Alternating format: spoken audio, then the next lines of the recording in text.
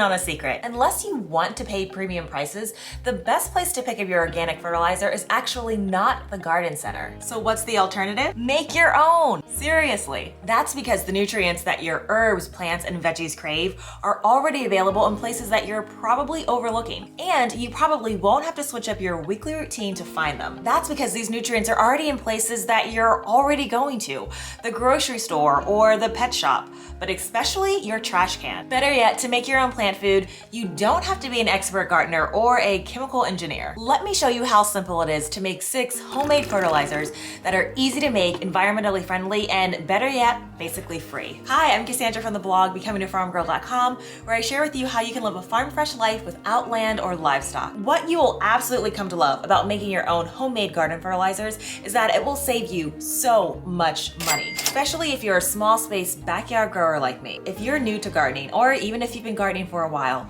the biggest gardening expense that you'll have when you're just starting won't even be the seeds or the containers or even the starts that you might buy from the nursery. It will be the cost of buying soil and then the accompanying fertilizers. And that cost adds up quick because you do have reoccurring applications of your fertilizer. The goal of any fertilizer is to supply your plants with the nutrients that it needs in readily available forms. And while there are differences in synthetic versus organic fertilizers in terms of their nutrient absorption rates, overall soil health, and a couple of other factors, the main consideration for most of us home gardeners is going to be cost and then the benefits of using one product versus another over the long term. And this is simply where organic fertilizers win out every single time.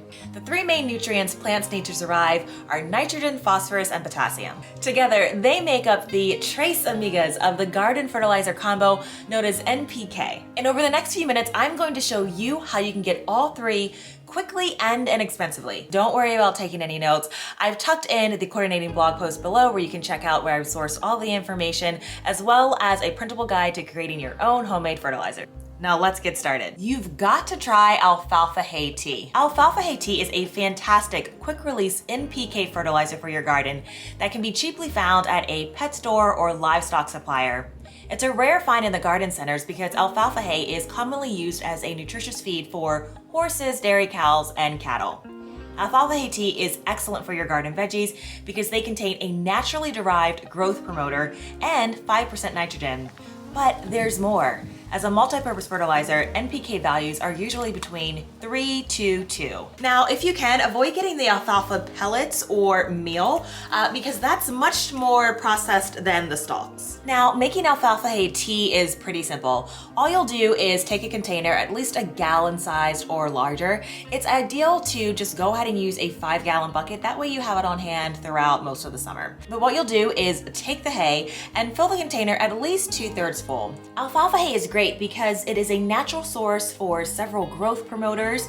It's excellent for your roses at increasing crop height, reducing flowering and fruit drop, and promoting earlier crop maturity according to multiple studies. Alfalfa hay is also an excellent compost accelerator and soil amendment. Then you'll add unchlorinated water to make sure that the hay is completely submerged in water. Secure things with a lid or cap, and then each day over the next 10 to 14 days, either take a stick to stir things around or give things a good shake if you're using a gallon-sized bucket. And during this 10 to 14 day wait, you're giving things an opportunity to ferment and cultivate that good bacteria. When the mixture is ready, if you're using a 5-gallon bucket, you'll strain the solids from the liquids and it's ready to go. Or what I prefer to do, and admittedly this is a little tedious up front, is I will just take the straw and I'll stuff it inside of the container. It does take, again, just a couple of minutes. Then I'll pour my water over top.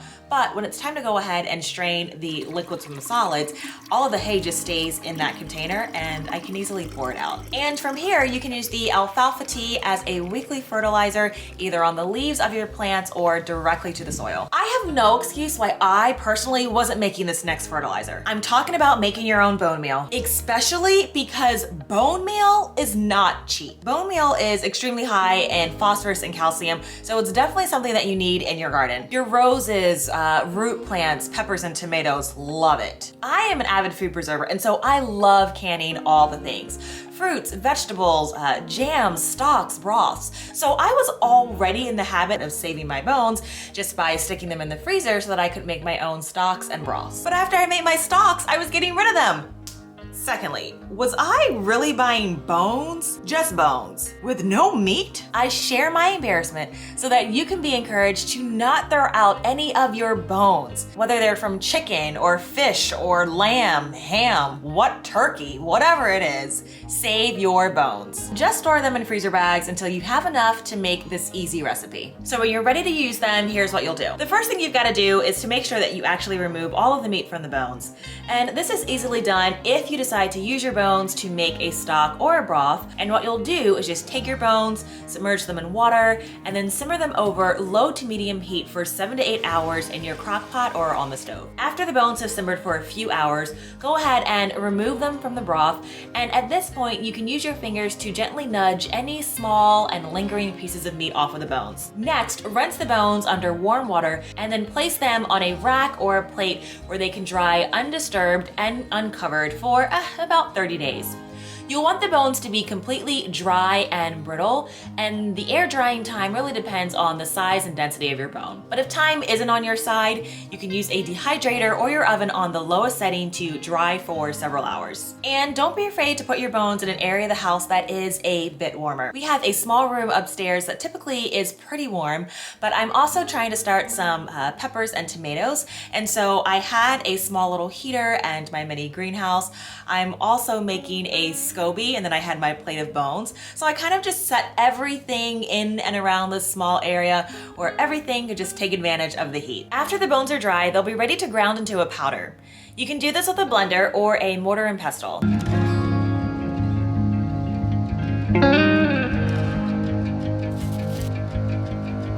Store the powder in an airtight container. That's it. A homestead of any size can make it a point to maximize the use of resources that you already have and be intentional about letting as little organic matter as possible leave your property. Another nitrogen-rich fertilizer is fish bone emulsion. Homemade fish emulsion is so much better than what you'll find in the stores, and the product that you end up with is so much better. And just as the name implies, it's made up of parts or whole fish. Now, if you don't have access to whole fish, that's fine. You can also use herring fish like anchovies, sardines, and mackerel. And because we're not adding any fillers, you're going to get significantly more bone and protein and oils and minerals than what you'll find from the other varieties in the store. And that's what gives your soil that deep nutrition. To make, simply repurpose a container and add a combination of fish scraps, including the bones and head if you have it. Next, add leaf litter and fill the container with water. Set outside and shake every few days for 3 weeks.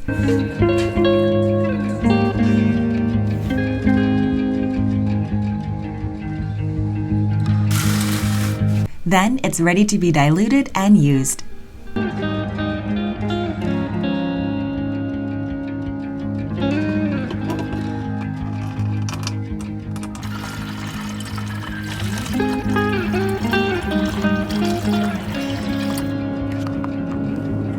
Banana peels provide an excellent source of potassium for your garden. You've probably heard of banana peel tea, but I've got an option that may provide a bit more convenience. You've got to try banana powder. All I do is stash my banana peels in the freezer until I have a few.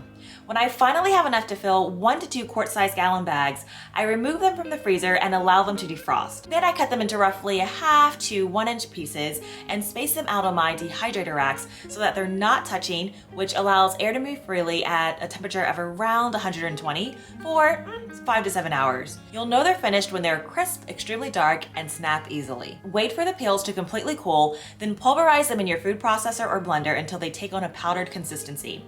Now that you've successfully dehydrated your peels, you can conveniently make your own potassium fertilizer on demand by taking 1 tablespoon of banana powder and a 16-ounce spray bottle, fill with water until everything is dissolved. Apply liberally to your soil or directly on plants in indirect light. And there you have it, another easy homemade garden fertilizer. This next homemade fertilizer comes ready right off the shelf. Epsom salt, an ingredient used to treat minor aches and pains, provides a rich dose of magnesium that your tomatoes, peppers, and rose bushes use a lot of to produce their blooms, obtain optimal yields, and avoid blossom end rot. Additionally, Epsom salt has been shown to increase nutrient absorption, prevent transplant root shock, act as a natural pest deterrent, benefit new and established rose bushes, and effectively control slug invasions. To create a liquid fertilizer, dissolve 1.5 tablespoons of Epsom salt in a gallon of unchlorinated water and use as a leaf spray or directly to the soil twice a month. Does it get any easier than that? Coconut water makes an excellent organic fertilizer. Coconut water is an excellent source of potassium for your garden, about 17%, and other minerals such as sodium, calcium, magnesium, and phosphorus. It's the perfect combination of nutrition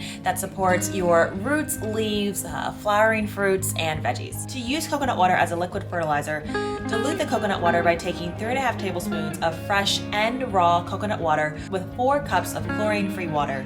Spray on leaves and plant roots 1 to 2 times per week. That's it. Coconut water is packed with cytokinin hormones, which trigger cell division in the roots and shoots of plants, resulting in explosive growth, making it a favorite replacement for commercial growth formulas. To get more tips to help you live farm fresh in your small space in your spare time, join me here weekly. I'll see you in my kitchen or garden soon. Take care.